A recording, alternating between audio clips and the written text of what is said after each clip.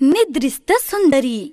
फार वर्षांपूर्वी एका मोठ्या राज्यावर एक महान राजा राज्य करत होता. महाराणीने जेव्हा एका मुलीला जन्म दिला तेव्हा सगळ्यांना खूप आनंद झाला. त्यांनी तिचे नाव रोझामॉन्ड ठेवले. आपल्या मुलीचा जन्मोत्सव धूमधडाक्यात साजरा करूया. आपण सर्व नागरिक आणि पर्यांना सुद्धा बोलवूया. त्या राज्यात 13 पर्या होत्या, पण राजाने मात्र 12 पर्यांनाच बोलावले. 13व्या परीला आमंत्रण करायला तो विसरलाच होता. समारंभाच्या दिवशी सगळ्या पर्या आल्या आणि आपल्या जादुई शक्तीने त्यांनी तिला आशीर्वाद दिले. राजकुमारी सगळ्यात सुंदर होईल, ती खूप दयाळू आणि सुस्वभावी असेल. अशा प्रकारे जेव्हा 12वी परी आशीर्वाद देणार इतक्यात 13वी परी तेथे आली. तू माझा अपमान केलायस, याची शिक्षा तुला मिळालीच पाहिजे.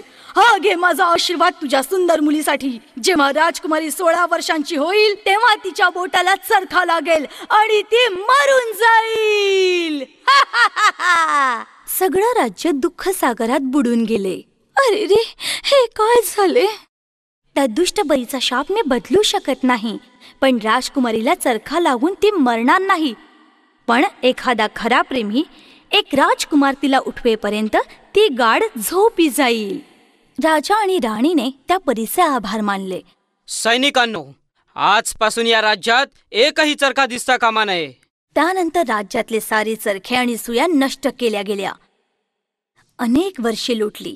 पर्यांच्या आशीर्वादाप्रमाणे रोझामॉन्ड आता मोठी होऊन एक सुंदर युवती बनली. रोझामॉन्ड अत्यंत दयाळू आणि बुद्धिमान होती. आपल्या 16व्या वाढदिवशी ती किल्ल्यात फिरता फिरता उंच मिनारावर एका छोट्याशा खोलीत आली. तिने पाहिले की त्या खोलीत एक म्हातारी बसून चरखा चालवत होती. तुम्ही काय करताय? मी सूत काततेय पोरी. तुला करायचंय काय?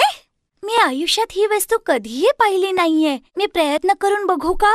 राजकुमारीने चरख्याला स्पर्श करता क्षणी एक तीक्ष्ण सुई तिच्या बोटात गेली आणि तिला गाढ झोप लागली.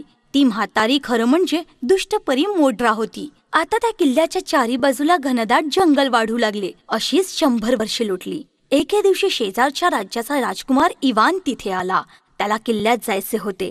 त्याने वेली कापण्यासाठी तलवार उचलली, पण तलवारीचा स्पर्श होताच वेली आपोआप दूर झाल्या आणि रस्ता मोकळा झाला. राजकुमार किल्ल्यात गेला. पाहतो तर काय, सगळे लोक गाढ झोपलेले होते. शेवटी तो उंच मिनाऱ्याच्या छोट्याशा खोलीत गेला. तिथे ती सुंदर राजकुमारी झोपली होती. वाह, मी माझ्या आयुष्यात एवढी सुंदर मुलगी कधीच पाहिली नाही. खाली वाकून इवानने तिच्या गालाचे चुंबन घेतले. त्या क्षणी शाप संपला आणि रोझामॉन्डने आपले डोळे उघडले. काय झालं आणि तुम्ही कोण आहात? मी शेजारच्या राज्याचा राजकुमार इवान. आपल्या मुलीला पाहून राजा राणीला खूप आनंद झाला. माझ्या रोझामॉन्डवरील दुष्ट शाप तू संपवलास. राजाने इवानला सारी कथा ऐकवली. तो शाप फक्त एक खरा प्रेमीच संपू शकत होता. बेटी रोझामॉन्ड, तुला तुझे खरे प्रेम मिळाले. लवकरच रोझामॉन्ड आणि इवानचे लग्न झाले. त्यांच्या लग्नात आशीर्वाद द्यायला सगळ्या पर्या आल्या आणि सगळ्या राज्यात लग्नाचा उत्सव मोठ्या धूमधडाक्यात साजरा केला गेला.